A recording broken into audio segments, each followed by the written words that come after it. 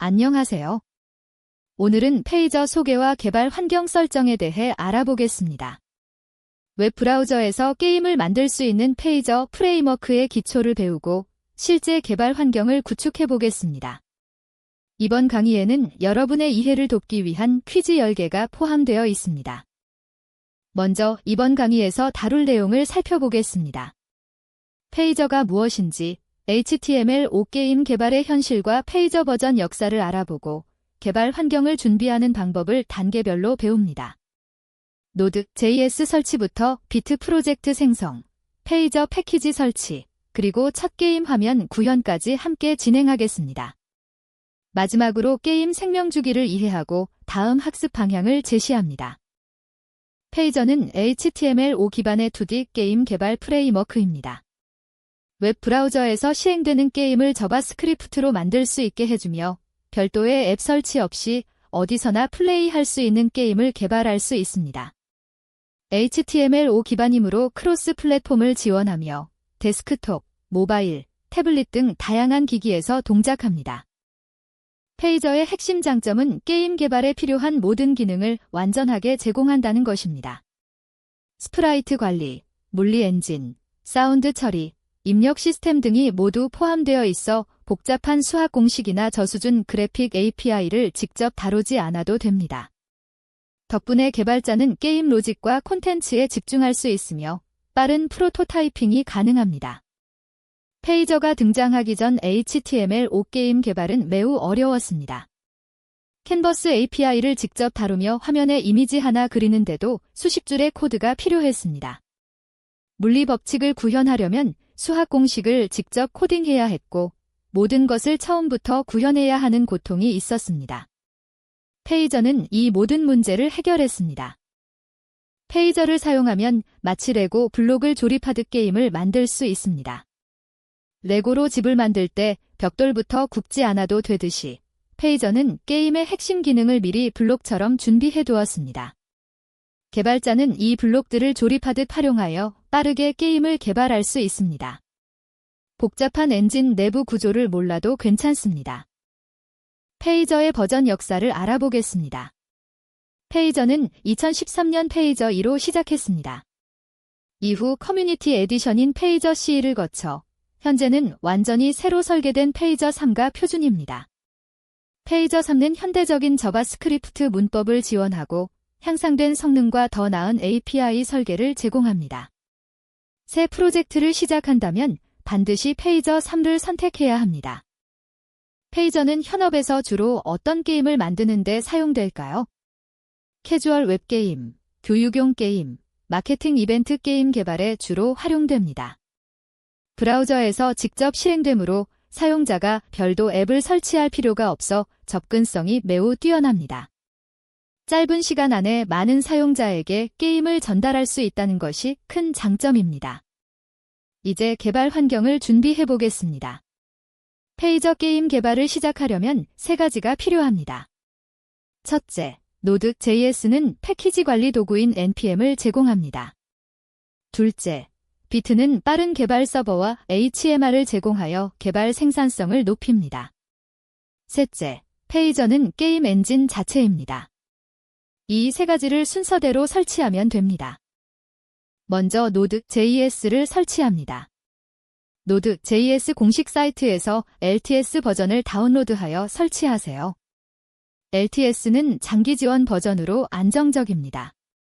설치 후 터미널에서 nodeb와 genpmv 명령어로 설치를 확인할 수 있습니다. Node.js가 설치되면 npm도 함께 설치됩니다. npm은 자바스크립트 패키지를 관리하는 도구입니다. 비트를 사용하는 이유는 무엇일까요? 비트는 빠른 개발 서버 시작 속도와 HMR, 즉 하트 마줄 리플레이스먼트 기능을 제공합니다. 코드를 수정하면 전체 페이지를 새로 고침하지 않고도 변경 사항이 즉시 반영됩니다. 게임 개발 시 잦은 수정과 테스트가 필요할 때 이 기능은 생산성을 크게 향상시킵니다. 이제 비트 프로젝트를 생성해 보겠습니다. 터미널에서 genpym create bit latest my page 게임을 실행합니다. 프레임워크는 버닐러를 선택하고 언어는 자바스크립트를 선택하세요. 생성된 프로젝트 폴더로 이동한 후 npm 인스톨 명령어로 의존성을 설치합니다. 이제 비트 프로젝트의 기본 뼈대가 완성되었습니다. 화면에 보이는 명령어를 함께 살펴보겠습니다. 먼저 npm create bit latest my page 게임으로 새 비트 프로젝트를 생성합니다. 다음으로 cd my page 게임으로 프로젝트 폴더로 이동합니다. 마지막으로 npm 인스톨을 실행하여 필요한 패키지들을 설치합니다. 이 세 단계로 비트 개발 환경이 준비됩니다. 비트 프로젝트가 준비되었다면 이제 페이저를 설치할 차례입니다. npm 인스톨 페이저 명령어를 실행하면 페이저 3 패키지가 프로젝트에 설치됩니다. 설치가 완료되면 패키지 JSON 파일의 디펜던시즈 항목에 페이저가 추가된 것을 확인할 수 있습니다. 이제 코드에서 페이저를 임포트하여 사용할 수 있습니다. 화면의 명령어를 보시면 npm 인스톨 페이저 한 줄로 페이저 패키지를 설치할 수 있습니다. npm은 노드 패키지 매니저의 약자로 자바스크립트 생태계의 표준 패키지 관리 도구입니다. 이 명령어를 실행하면 페이저와 함께 필요한 의존성들이 자동으로 다운로드되어 노드 마줄즈 폴더에 저장됩니다. 이제 첫 게임 화면을 구현해 보겠습니다. main.js 파일에 페이저 게임 코드를 작성합니다. 먼저 페이저를 임포트하고 config 객체를 생성한 뒤 new 페이저 게임 config으로 게임 인스턴스를 만듭니다. config에는 게임 화면 크기, 렌더링 방식, 물리 엔진 등을 설정할 수 있습니다. 이것이 페이저 게임의 기본 구조입니다. 화면의 코드를 살펴보겠습니다. 첫 줄에서 김포어트 페이저 프롬 페이저로 페이저를 불러옵니다. 그 다음 config 객체를 정의하는데 타입은 페이저 AUTO로 설정하여 렌더링 방식을 자동 선택하게 합니다. 위드스와 하이로 게임 화면 크기를 800 곱하기 600으로 지정하고 씬 객체의 프릴로드, create, 업데이트 함수를 연결합니다. 마지막으로 new 페이저 게임 config로 게임을 시작합니다. config 객체의 타입 속성에 대해 자세히 알아보겠습니다. 타입 페이저 AUTO는 브라우저 환경에 따라 WebGL 또는 캔버스 중 최적의 렌더링 방식을 자동으로 선택합니다.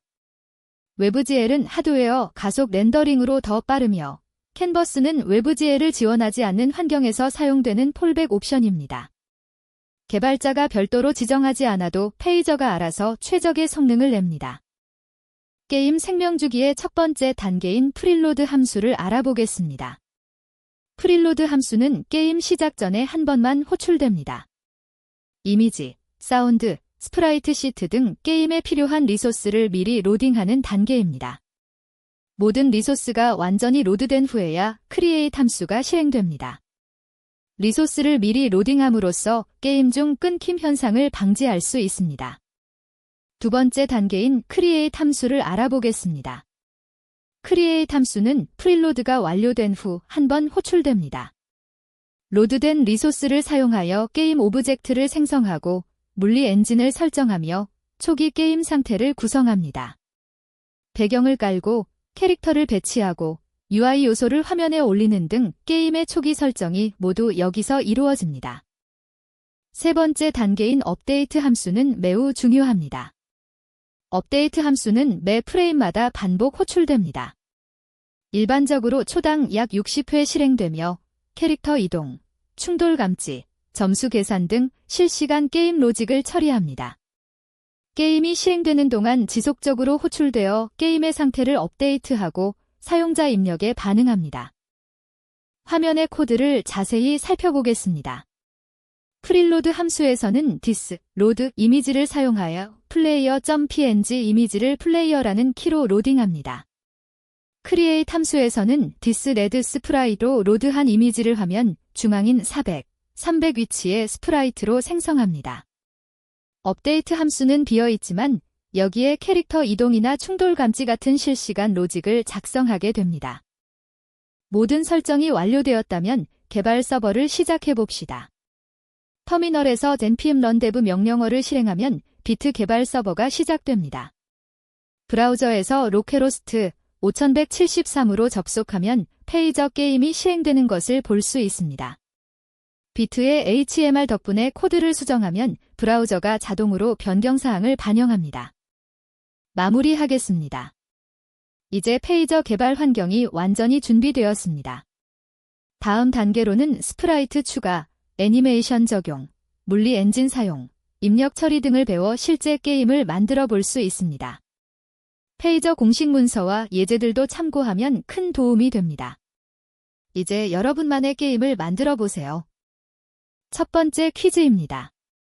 페이저 게임의 컨피그 객체에서 타입, 페이저, AUTO 설정이 의미하는 것은 무엇일까요? 4개의 선택지 중 하나를 골라보세요. 잠시 생각해 보시기 바랍니다. 정답은 2번입니다. 브라우저 환경에 따라 WebGL 또는 캔버스 중 최적의 렌더링 방식을 자동으로 선택한다가 정답입니다. 페이저, AUTO는 브라우저의 지원 여부에 따라 WebGL과 캔버스 중 최적의 방식을 자동으로 선택합니다. WebGL은 더 빠른 하드웨어 가속 렌더링이고 캔버스는 폴백 옵션입니다. 개발자가 별도로 렌더링 방식을 지정하지 않아도 다양한 브라우저 환경에서 최적의 성능을 낼 수 있습니다. 두 번째 퀴즈입니다. 페이저 게임의 생명주기에서 프릴로드, 크리에이트, 업데이트 함수의 실행 순서와 역할에 대한 설명으로 올바른 것은 무엇일까요? 4개의 선택지를 잘 읽고 답을 골라보세요. 정답은 3번입니다. 프릴로드, 크리에이트, 업데이트 순으로 실행되며 업데이트는 매 프레임마다 반복 호출된다가 정답입니다. 페이저의 생명주기는 먼저 프릴로드에서 리소스를 미리 로딩하고 크리에이트에서 게임 오브젝트를 생성 및 초기 설정을 합니다. 그리고 업데이트 함수는 게임이 실행되는 동안 지속적으로 호출되어 캐릭터 이동, 충돌 감지 등의 실시간 처리를 담당합니다. 세 번째 퀴즈입니다. 페이저 3에서 새 프로젝트를 시작할 때 비트를 사용하는 이유로 가장 적절한 것은 무엇일까요? 4개의 선택지 중 정답을 찾아보세요. 정답은 3번입니다. 빠른 개발 서버와 HMR을 통해 개발 생산성을 높일 수 있기 때문이다가 정답입니다. 비트는 빠른 개발 서버 시작 속도와 HMR, 즉 하트 마줄 리플레이스먼트 기능을 제공합니다. 코드 변경 시 전체 페이지를 새로 고침하지 않고도 변경 사항을 즉시 반영할 수 있어 게임 개발 시 잦은 수정과 테스트가 필요할 때 개발 생산성을 크게 향상시킵니다. 네 번째 퀴즈입니다. 페이저 버전 선택에 관한 설명으로 올바른 것은 무엇일까요? 페이저 2, 페이저 C, 페이저 3 중 어떤 버전을 선택해야 할지 생각해보세요. 정답은 3번입니다. 페이저 3는 완전히 새로 설계된 버전으로 새 프로젝트를 시작한다면 반드시 선택해야 한다가 정답입니다. 페이저는 2013년 페이저 2로 시작하여 커뮤니티 버전인 페이저 C를 거쳐 현재 완전히 새로 설계된 페이저 3가 표준입니다. 페이저 3는 현대적인 자바스크립트 문법과 향상된 성능, 더 나은 API 설계를 제공하므로 새 프로젝트라면 반드시 페이저 3를 선택해야 합니다. 5번째 퀴즈입니다. 페이저 프로젝트 설정 과정을 올바른 순서로 나열한 것은 무엇일까요? 노드, JS, 비트, 페이저 설치 순서를 잘 생각해보세요. 정답은 3번입니다. 노드, JS 설치 비트 프로젝트 생성 페이저 설치 게임 화면, 구현이 올바른 순서입니다. 페이저 개발 환경 설정의 올바른 순서는 먼저 노드, JS와 NPM을 설치하여 패키지 관리 도구를 준비하고 비트로 프로젝트를 생성하여 개발 환경을 구축한 뒤 NPM을 통해 페이저 패키지를 설치하고 마지막으로 첫 번째 게임 화면을 구현합니다. 6번째 퀴즈입니다. 페이저가 등장하기 전 HTML5 게임 개발의 어려움과 페이저가 해결한 문제에 대한 설명으로 가장 적절한 것은 무엇일까요? 캔버스 API와 페이저의 관계를 생각해보세요. 정답은 2번입니다. 개발자들이 캔버스 API를 직접 다루며 모든 것을 처음부터 구현해야 했고, 페이저는 스프라이트, 물리 엔진, 사운드 등의 기능을 미리 제공하여 이를 해결했다가 정답입니다. 페이저 등장 이전에도 캔버스 API를 이용한 게임 개발은 가능했지만 매우 어려웠습니다. 페이저는 스프라이트 관리, 물리 엔진, 사운드 처리, 입력 처리 등의 기능을 미리 제공하여 개발자가 게임 로직에 집중할 수 있도록 했습니다. 7번째 퀴즈입니다. 웹 개발자가 유너티나 얼리엘 엔전 대신 페이저를 선택할 때의 장점으로 가장 적절하지 않은 것은 무엇일까요? 페이저의 특징을 잘 생각해 보세요. 정답은 3번입니다. 3D 게임 개발에 최적화되어 있어 고품질 3D 그래픽 게임을 쉽게 만들 수 있다는 것은 페이저의 장점이 아닙니다. 페이저는 2D HTML5 게임 개발을 위한 프레임워크입니다. 3D 게임 개발에 최적화된 것은 유너티나 얼리엘 엔전 같은 게임 엔진의 장점입니다.